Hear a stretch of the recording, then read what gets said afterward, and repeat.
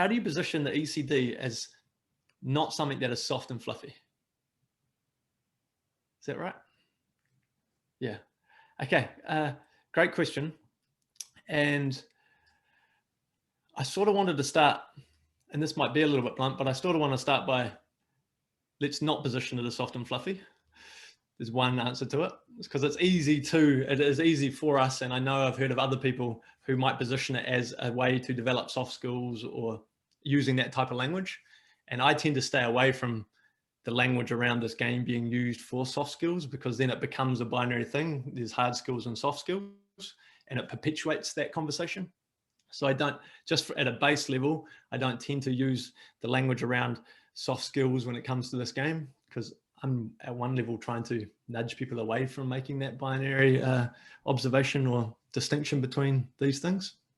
So that would be the first thing. And then, even though emotional intelligence is referred to as a soft skill, studying emotion, the science of emotion, is not a soft skill. That is a hard skill. There is the science of emotion. Studying emotion is a science. And so just by nature, even though the prevailing narrative might be that this is a soft skill or this is for soft and fluffy, the reality is the science of emotion is not. And we need to remember that. And I reinforce that with teams or leaders as well, and saying that emotions are data, and data is hard. You can measure data and you can measure emotion, and that people have been doing it for 20, 30 years. It's getting more sophisticated now. And Susan David, actually, has anybody read Susan David's book, Emotional Agility? Well, yeah, so that's one of my, it's certainly one of my favorite books. It's in my top 12, that's for sure. And her quote is actually, emotions are data, not directives. They are data. They don't direct us to do things, but they give us information about why we are doing things or why we're not doing things. And so this isn't about soft skills. This is about understanding why people do the things they do, how they go about doing the things they do, or what's stopping them from doing things they want to do, individually and as a team. And so I really dial up the conversation around emotions being data, because that is in direct conflict to people thinking emotion is a soft and fluffy thing. And then the third thing is, from a positioning perspective, for decades, I think it's for decades, yeah, for as long back as I remember, that we've been having conversations about culture, but really have they been that fruitful or powerful or transformative, because we're only talking about half of the culture conversation. And that half is cognitive culture, not the emotional culture of teams.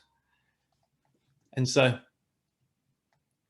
that conversation is really important to have with leaders. So it's not a soft and fluffy thing. We're talking about the culture of a team. I'm not rephrase that, not most leaders, but a lot of leaders who you'll be talking about this game to will at least have grasped the concept of culture and realize that it's important. It's certainly becoming a directive from boards around the world at a governance level. It's becoming more and more important at senior leadership level, but we're still only having one half of the conversation. So emotions aren't soft and fluffy, they're data, and emotional culture is important because the emotional culture of your organization impacts creativity, performance, engagement, connection, absenteeism, all those hard things. So that's the type of language that I like, or that I tend to use when it comes to chatting about this game. Finally, I think if you sense a leader is cynical about this, because you will come across cynical leaders like I have along the way, if you sense they're cynical, I would simply position the game as a tool, or I position the tool as a game for team building, and take a far more of a Trojan horse approach to this. Because if the word culture, or if the word emotion scares people off or scares the leader off, it's going to be a challenge. And if the word culture scares them off, it's going to be even more of a challenge. But generally speaking, most leaders are okay with team building. They do it. They realize that's part of their job. Even the most reluctant leaders still realize that that's part of their job as a leader, of their bringing their team together. So I'm going down the layers of messaging that might connect. And I think at the bottom of that layer is team building, and you can position this as a game for team building. And then it becomes a Trojan horse thing. So you might then post that session have to have a conversation about how that's soft and fluffy. But my take on it is, and has been on that, by the time they've gone through it, they'll actually realize themselves that it was okay to do, and it's possible. because normally the cynicism comes from they don't think they can do it. They just won't articulate that because they won't be vulnerable enough to, or humble enough to admit that. If that's the case though, the last bit on this cynical leader piece, which is actually quite a common occurrence, which is one of the things we're fighting against with this game, is that if the leader is cynical and you are using the Trojan horse team building approach, as the facilitator or coach, you'll have to really set the tone when it comes to vulnerability and openness and sharing. Because I have heard stories where the leader's gone first and shared like a 5-second story about their card, and then that sets the tone for the rest of the room. And I've experienced that.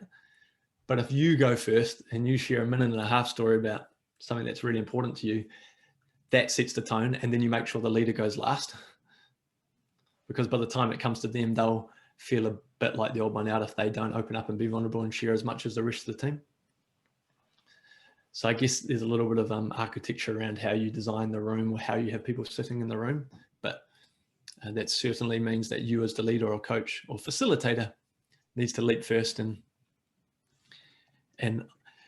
that you're subconsciously asking for reciprocation.